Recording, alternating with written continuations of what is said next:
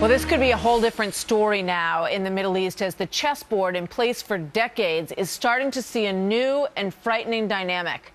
The militant group Hamas taking to the streets of Gaza, vowing that Israel will pay the price for the deaths of 7 members in Israeli airstrikes overnight.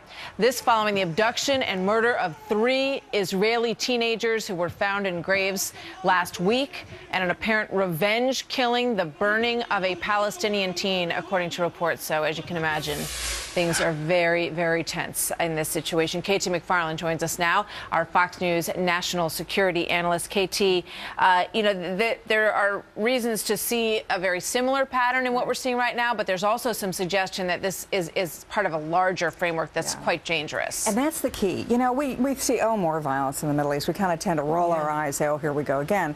And there are 2 different fights going on. One is what's happening in Syria and Iraq, and that's essentially al-Qaeda versus Iran.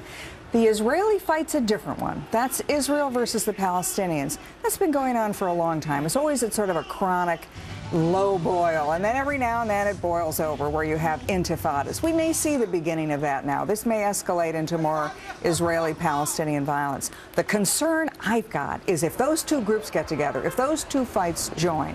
Now, the fighters in Syria and Iraq, the al-Qaeda group there, they've said, we're not stopping here. We want to go to Lebanon. We want to go to Jordan. We want to be in the Sinai Peninsula. If you look at a map, those are all the countries and regions surrounding Israel.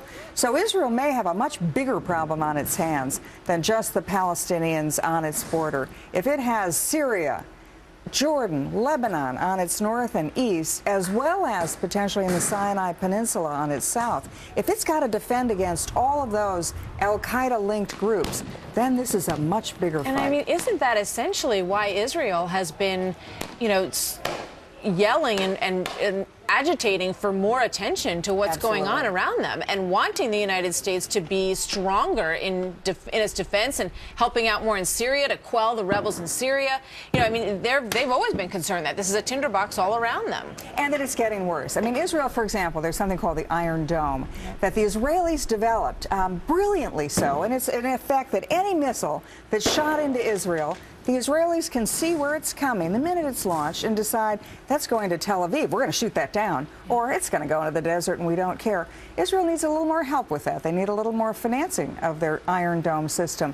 They're never talking about American boots on the ground. Unlike everybody else in the Middle East, they're not asking for that. They're just asking for the help they need to defend themselves. And I think the situation's getting sufficiently difficult for them. We need to pay attention.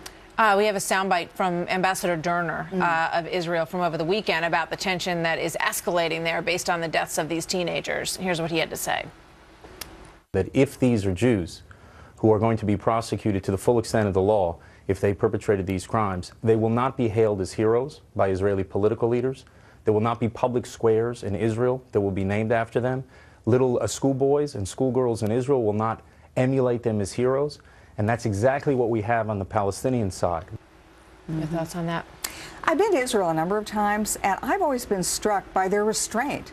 The ambassador's absolutely right. If there's somebody in Israel who they think has gone over the line, done something he shouldn't have done, that guy has to face the full effect of the Israeli law. On the other side, there doesn't seem to be that. We're saying, when is the last time you heard a Palestinian leader say, oh, somebody's has killed an Israeli, we're going to make sure that guy sees justice?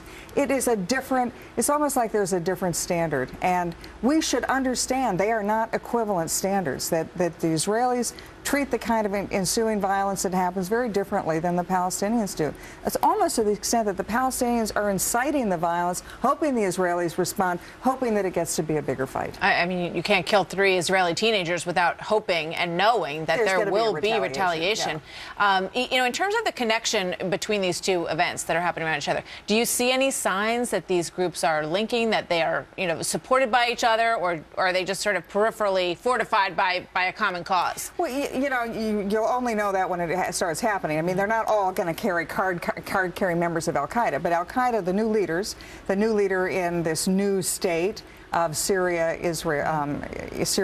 Iraq, has said, we want to go next to Jordan. We're going to destabilize Jordan. They're already know in southern Lebanon it's destabilized. How does Jordan defend itself? Well, this is the bigger problem in the Middle East. Are they going to be like dominoes We've always discredited domino theory, but this time we may want to reconsider it. I'm particularly concerned, though, about the Sinai Peninsula. That's the desert area that's to Israel's south, and it strides the Suez Canal. If Egypt can't get al-Qaeda in the Sinai Peninsula under control, then you'll see an al-Qaeda that's using that area to launch attacks elsewhere. They would love to have that area, of course. Oh, my gosh, they're salivating for it. Katie, thank you very much. Thanks, Martha. Bill?